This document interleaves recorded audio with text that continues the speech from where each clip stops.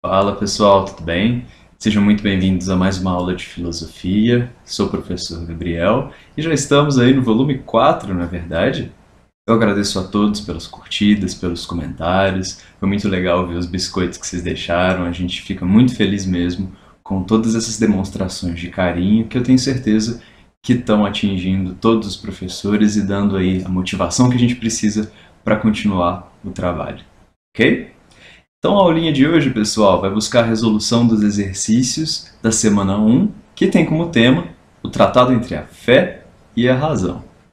Antes da gente começar, porém, deixo a vocês um aviso que a gente vai fazer uma live, pessoal, e eu queria muito que vocês participassem. É uma live onde a gente vai conseguir dar umas dicas, vai poder ter um papo realmente ao vivo com vocês, e eu espero que vocês gostem. Para saber dessa e de outras informações, segue a gente aí nas redes sociais, principalmente o Instagram. A gente está cada vez mais trabalhando para ele comunicar melhor com vocês e trazer algumas informações e novidades legais, ok? Então segue a gente ali e fique esperto, porque a live está chegando, ok?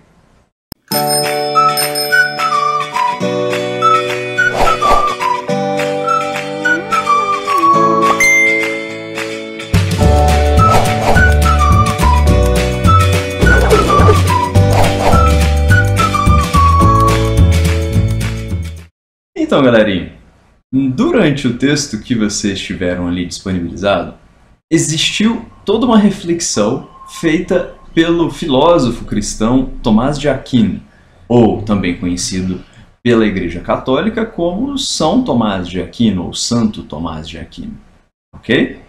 Esse indivíduo, um italiano, um cara com bastante conhecimento, ele, no seu documento ali, relacionando fé e razão, nos mostrou um aspecto muito interessante da filosofia. A gente tende, às vezes, a pensar que existe um abismo intransponível, um abismo que não dá para atravessar, que é o abismo entre o conhecimento racional, conhecimento científico que seja, e a fé, ok? Segundo Tomás de Aquino, ambas têm a capacidade de trabalhar em direção à verdade. Então, tanto a razão quanto a fé, segundo esse filósofo cristão, são fundamentais. As verdades que a razão traz também são de Deus. Entende?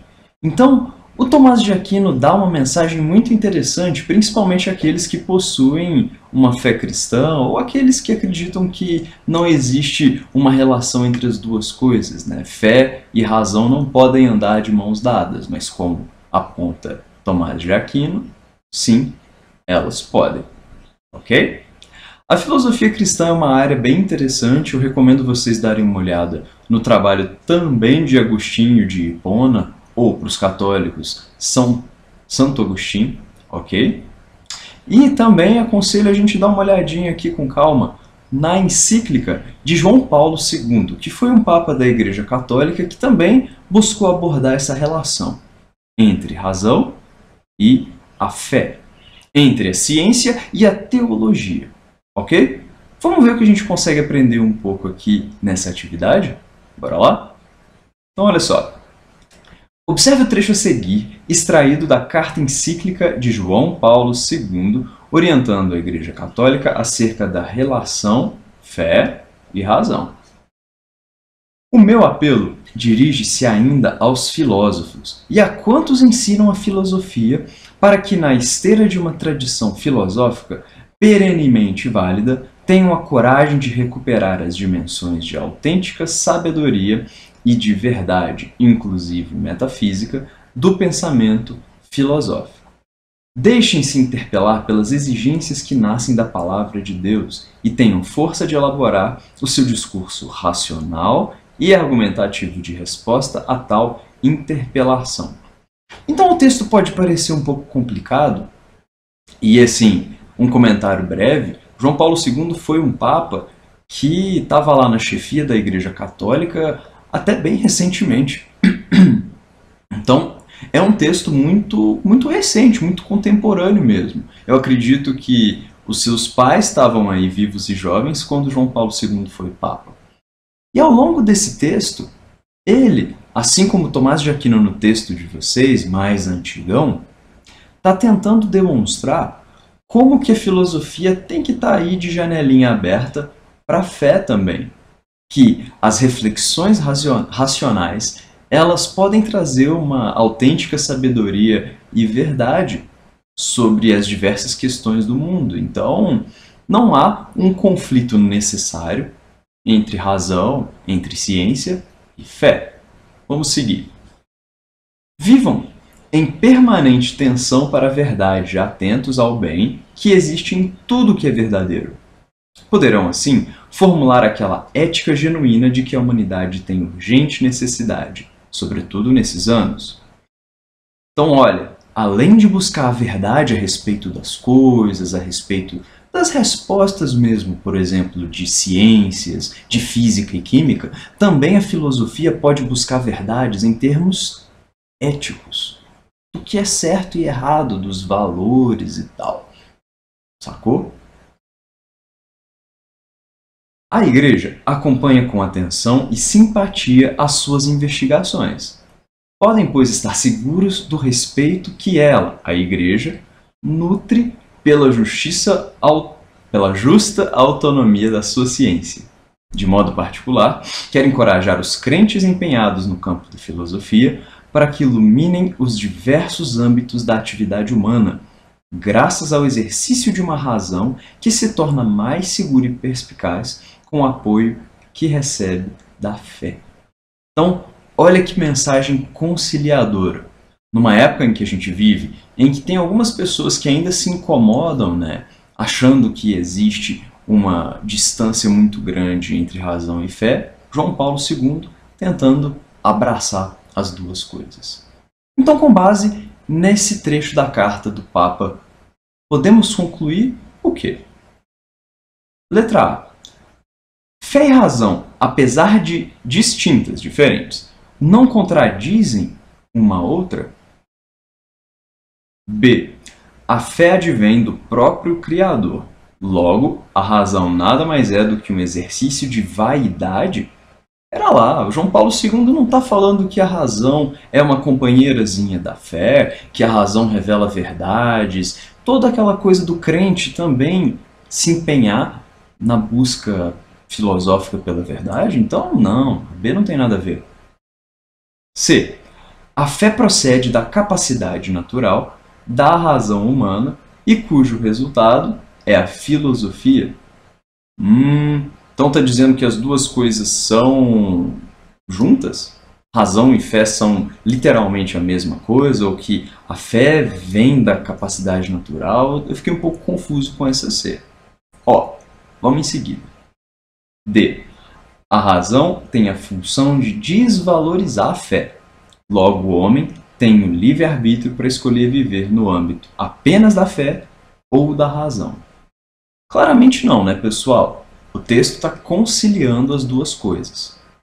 Então, olha só, a gente ficou entre a A e a C, não é?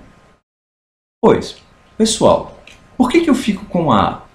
Eu fico com a A pela seguinte razão. Ao longo do texto, João Paulo II estabelece que razão e fé não são coisas que vêm uma dentro da outra, mas que são coisas que trabalham em conjunto em direção à verdade. Sendo assim, não podemos falar que a letra C está certa. Claramente, a letra A, ao afirmar que fé e razão são distintas, mas que não contradizem uma com uma outra, está respeitando a existência da fé e da razão. E não dizendo que uma está dentro da outra, ou qualquer coisa do tipo, como a C dá a entender. Então, letra A, na minha percepção, faz mais sentido. Ok? Atividade 2, pessoal. A atividade 2 começa com aquele mesmo pedacinho de trecho, mas presta atenção que a pergunta vai ser diferente, ok? Então, Nesse trecho, João Paulo II aponta a urgência de refletirmos sobre o agir humano no mundo e a necessidade de revermos nossos conceitos nas relações humanas. Redige um texto avaliando a realidade da humanidade entre os séculos 20 e 21. E por que a urgência de uma reformulação ética se faz tão importante em nossos dias, independente do indivíduo professar ou não uma fé. Então olha só, está pedindo para você fazer um texto, e como todo texto, ainda mais com uma ideia um pouco ampla, vai partir muito da sua avaliação. Então como é que você consegue avaliar a realidade humana nesses tempos do século 20 e 21? Né? Quais são as carências aí que a gente tem do ponto de vista ético? Bom, vai aí algumas sugestões, pessoal. Se a gente for pensar na humanidade como um todo, século 20, século 21, caraca, dá muita coisa. Muita coisa aconteceu nesses últimos 100 anos, 120 anos. Não é? A gente tem toda uma porção de guerras acontecendo, desde aquelas grandonas feitas a Primeira, Segunda Guerra Mundial, até outros conflitos menores. A gente pode falar também que nesse mesmo período ocorreu o surgimento aí da ONU, uma organização que buscou unir as nações, por isso, Organização das Nações Unidas.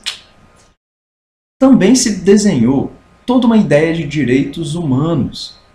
Entretanto, ainda existem grandes dificuldades em termos de solução de conflitos. Mesmo a gente traçando um conjunto de valores comuns da humanidade, ainda existem guerras acontecendo, ainda existem grandes problemas aí de fome, de direitos humanos da mulher, de homens, hétero, trans, enfim, homo, tanto faz. Então, vários e vários problemas continuam de uma maneira geral e ampla nesse sentido de conflitos, de violência, de direitos básicos. Também nós podemos comentar que o século 20 e 21 viu um aumento expressivo na produção de alimentos e de outros bens. Gente, nunca antes se produziu tanta comida e tantos produtos. Pensa só, desde que você nasceu, quantos celulares diferentes já não foram lançados? Nós, seres humanos, estamos produzindo em excesso. Cara, dá uma olhada, dá uma pesquisada. Moça, pega o Google aí e procura. Hoje, morre-se muito mais por conta do excesso do que pela falta. Morre-se muito mais de doenças decorrentes aí de excesso de açúcar, como a diabetes ou gordura, como doenças cardíacas, do que se morre de fome. Mas, poxa vida, ainda existe miséria e fome, não é verdade? Então, mesmo com esse excesso, mesmo com tanta gente aí vivendo com muito mais do que precisaria, ainda tem gente que não tem o básico. Em termos de alimentos, segurança alimentar, zero. E aí? Em termos políticos, pessoal, nós, entre as várias nações, entre as várias comunidades, nós vivemos entre regimes democráticos, regimes autoritários, né? Foram criados aí regimes teocráticos, com Deus no comando, né? E regimes de linhagem laica, ou seja, sem uma religião oficial. Então existe toda uma diversidade em termos de forma de governo, em termos de fé. Pois é. Também, pessoal, nós podemos ver as intensas e rápidas transformações tecnológicas. Então, comunicação, medicina, engenharia, saneamento, muita coisa mudou nesses últimos 120 anos. Nós fomos de sociedades que não tinham acesso nem à iluminação pública, sabe, nem o mínimo, para você ter energia elétrica em várias e várias comunidades dentro das sociedades humanas. Mesmo comunidades até com IDH mais baixo, possuem algum acesso à energia elétrica. Não que esse acesso seja igualitário, mas a rapidez dessas transformações, da eletricidade, por exemplo, ser uma coisa de minoria da minoria da minoria da Europa, no final do século XIX, início do século XX, para se tornar uma coisa ali alcançável para as sociedades em menos de 100 anos, isso foi um salto tecnológico. As comunicações, a sobrevivência que a saúde aí, com políticas de saúde pública ou medicina. né? A história andou em galopes, em saltos muito rápidos. E aí? E aí que o mundo, pessoal, ainda é formado por pessoas, não é verdade? Nós, enquanto seres vivos, enquanto pessoas que precisam respirar e comer, é um fato.